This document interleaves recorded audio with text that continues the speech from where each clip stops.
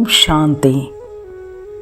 इस अजीब सी दुनिया में गजब का नज़ारा है। खाली हाथ जाने के लिए इंसान सब कुछ बटोर रहा है।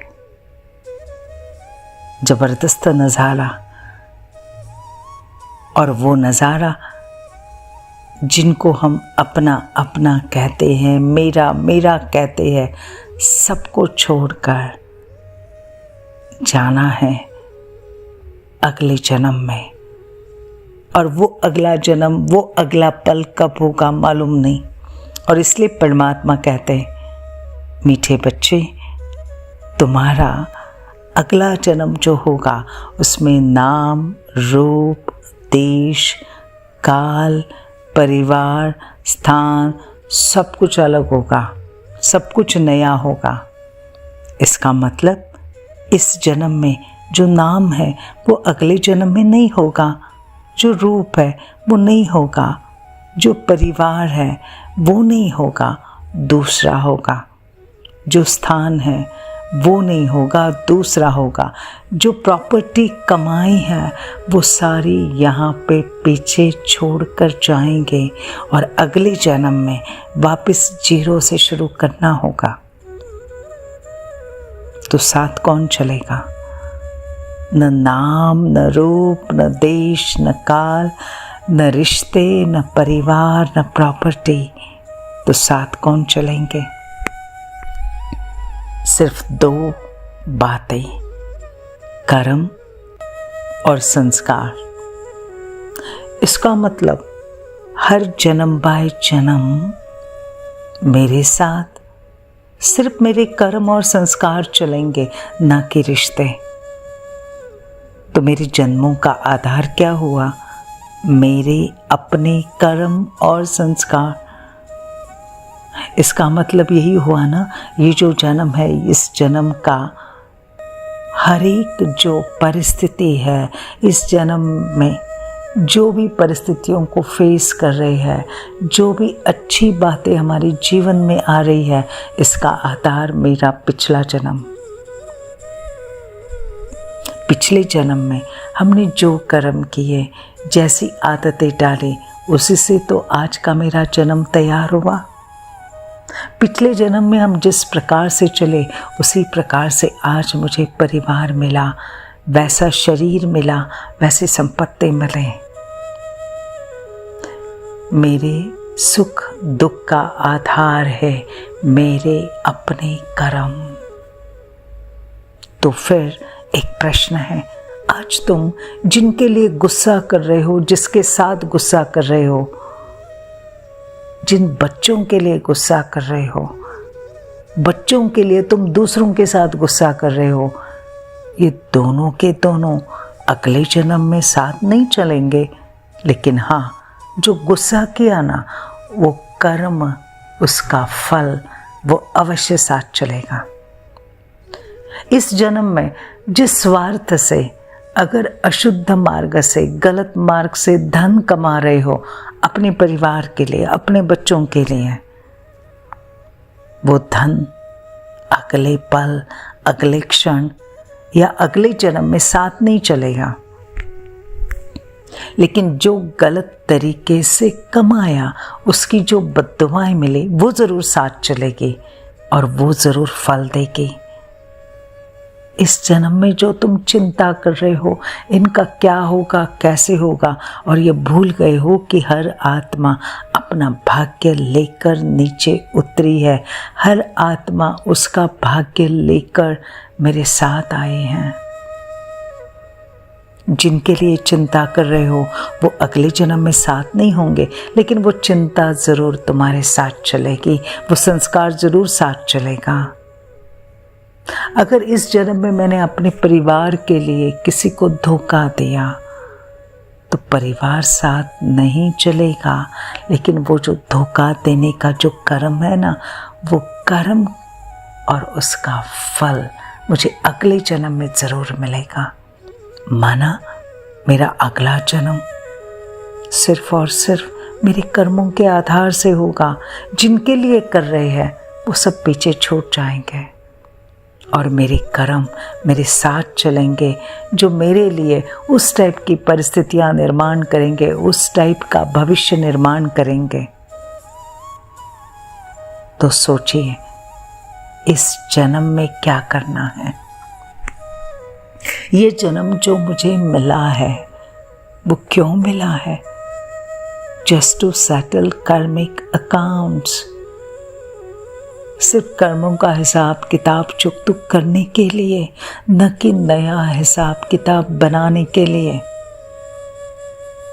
तो ये जन्म मुझे जो भी परिवार मिला है, just to settle karmic account, जो भी रिश्ते मिले हैं, जो भी बिजनेस पार्टनर मिले हैं, जॉब के प्लेस पर के सहयोगी मिले हैं, फ्रेंड सर्कल मिला है, पड़ोसी मिले हैं, और मिलने वाले लोग हैं, और कई सारे मिलने वाले रिश्ते हैं, जस्ट टू सेटल कार्मिक अकाउंट्स।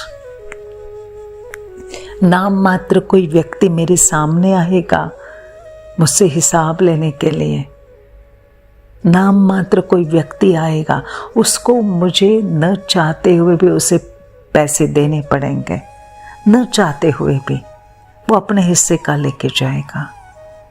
कार्मिक अकाउंट सेटल हो रहा है। नाम मात्र कोई व्यक्ति आएगा, अपमान करेगा,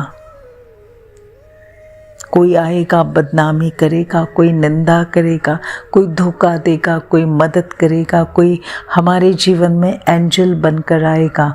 ये सारे हैं हमारे कर्मों के अकाउंट सेटल हो रहे हैं। अब सोचिए ये कर्मों के अकाउंट हम सेटल कैसे करते हैं?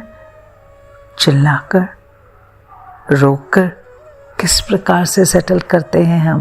That's very important, very important. जैसे कोई इंस्टॉलमेंट रहती है, कोई लोन का हफ्ता रहता है, तो हम उसे चुकता कैसे करते हैं? शांति से ना, चिल्लाकर नहीं ना, उसके प्रति बहुत बुरा कहकर नहीं ना। उल्टा क्या महसूस करते? अरे चलो इस मास का वो इंस्टॉलमेंट चला गया ना, अभी हम बहुत हल्के हैं, अभी हम चलो एकदम हल्के हो गए, लाइट हो गए। तो हफ्ता मैंने चुकता किया ना, तो मेरा बोझ कम हुआ ना। और अगर हम वो हफ्ता चुकता नहीं करते हैं तो इसी प्रकार से मेरे जीवन में अगर कोई व्यक्ति मेरे साथ गलत कर रहा है, मेरे बारे में भला बुरा कह रहा है, निंदा कर रहा है, अपमान कर रहा है, how I am going to settle this karmic account? मुझे वापस एक नया कार्मिक अकाउंट क्रिएट नहीं करना है। बहुत शांति से, बहुत स्थिरता से मुझे इस अकाउंट को सेटल करना है। प्लीज ध्यान में रखो, मुझे कर्मों को क्लीन करना है, कर्मों के हिसाब किताब को क्लीन करना है। तो आत्मा हल्की हो जाएगी, तो जीवन में शांति आ जाएगी, मन शांत हो जाएगा। तो ये जीवन किस लिए मिला है? Clean your Karma.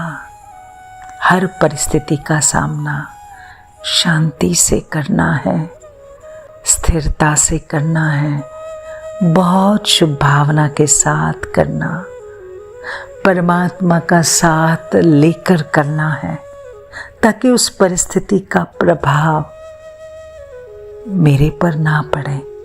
मैं दुखी नहीं हूँ, मैं चिल्लाऊँ नहीं, मैं क्रोध नहीं करूँ, मैं चिंता नहीं करूँ, हंसते हंसते उस कर्म का हिसाब चुकता करूँ। ध्यान में रखना, अगर किसी ने मुझे भला बुरा कहा, लेकिन मैंने बड़े शांति से शुभ भावना के साथ मैंने उनके साथ बात की या साइलेंट रहे, मेरा हिसाब किताब चुकता हो गया, अगली जन्म में वो साथ नहीं चलेगा, कर्म क्लीन हो गया। इसलिए बहुत बहुत इम्पॉर्टेंट, मेरे साथ कोई कुछ गलत बोल रहा है, गलत कर रहा है, मुझे वो हिसाब किताब शांति से शक्तिशाली बनकर शुभ भावना से परमात्मा का साथ साथ लेकर चुकतो करना है। तो मेरा अगला जन्म कैसे होगा? बहुत अच्छा होगा।